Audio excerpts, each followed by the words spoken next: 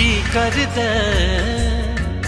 पंछी हो जावा, उड़दा जावा, गाउंदा जावा।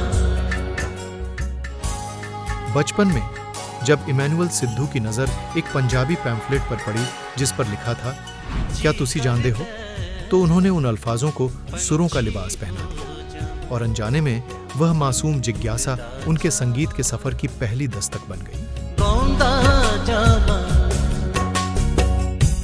म्यूजिक वॉज माई पैशन, मेरा जुनून था। और चर्च के अंदर जब कन्वेंशंस में लोगों ने गाते हुए सुना, तो उसके बाद कुछ दूसरी चर्चेस ने अपनी कन्वेंशंस में मुझे बुलाना शुरू कर दिया, फिर पंजाब से बाहर भी बुलाना शुरू कर दिया। और जहाँ कहीं मुझे मौका मिलता था कोई ना कोई मुझे बुलाता था, मैं चला जाता था। रेडियो पर, टीवी पर मैं बी क्लास गज़ल आर्टिस्ट था, अप्रूव्ड आर्टिस्ट था वहाँ से। महफिलें सजतीं, तालियां गूंजतीं और सुर इबादत से ज्यादा मनोरंजन का जरिया बनते जा रहे थे। लेकिन एक मोड़ आया जब उन्हें पटियाला के एक बाइबल स्कूल में आराधना पर सिखाने के लिए आमंत्रित किया गया।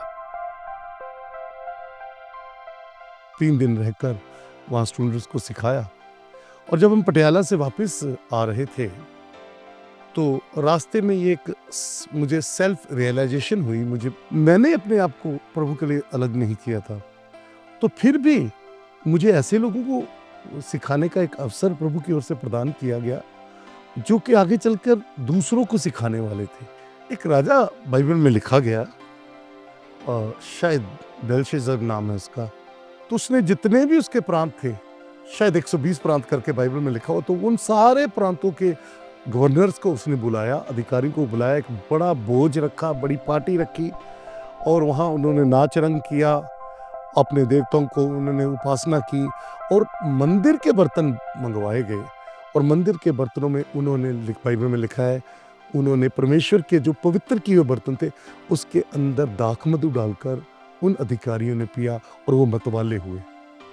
ये बात जो बाइबल की थी, ये बात मुझे समझ में आई कि मैं भी वो एक मंदिर का बर्तन था जो परमेश्वर की ओर से अलग किया हुआ था, और इसमें जो दुनिया वाले इस बर्तन से पीकर आनंदित हो रहे थे, मतवाले हो रहे थे।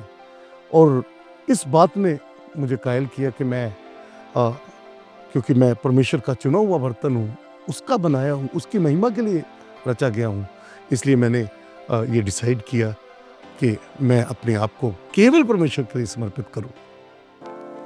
जब इमैनुअल ने अपने जीवन को परमेश्वर को समर्पित किया तो परमेश्वर ने उनकी आराधना को आवाज से आगे बढ़ाकर आत्मा और सच्चाइयों की गहराई तक पहुंचा दिया।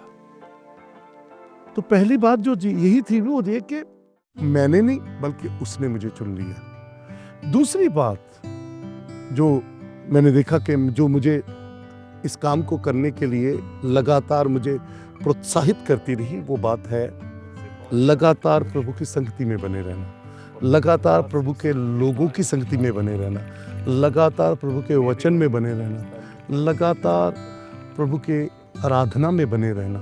तीसरी महत्वपूर्ण बात जो मैंने सीखी अपने जीवन में कि जितना गहरा आप प्रभु के वचन में हैं, आपकी वर्शिप उतनी ही गहरी होगी। तो जितना ज्यादा ईश्वरीय ज्ञान हमारे पास होगा, जितना ज्यादा ईश्वरीय रेवलेशन हमारे पास होगा, हमारी वर्शिप भी उतनी ही ज्यादा प्रभावशाली हो जाती है। कुछ ही समय में गवाहियों की एक धारा बहने लगी। एक चंडीगढ़ में एक बहन थी कि जो मेडिकल फील्ड से थी, एंग्जाइटी से परेशान थी और दवाई चल रही थी, उनका छुटकारा नहीं हो रहा था। तो एक दिन एक भाई ने उन्हें लिंक भेजा, तो उन्होंने सुना, तो वो भजन था लगन लगी यीशु जी तेरी लगन लगी। तो वो बहन सुनती गई और फिर पता ही नहीं चला कि कब उनकी एंग्जाइटी कब ख़त्म होगी, उन्हें इस बात का पता नहीं चला। उन्होंने बाद में मुझे फ़ोन करके बताया किस तरह से हुआ। तो मैं प्रभु का धन्यवादी हूँ कि ऐसे बहुत सारी गवाहियाँ सुनने को मिलती हैं।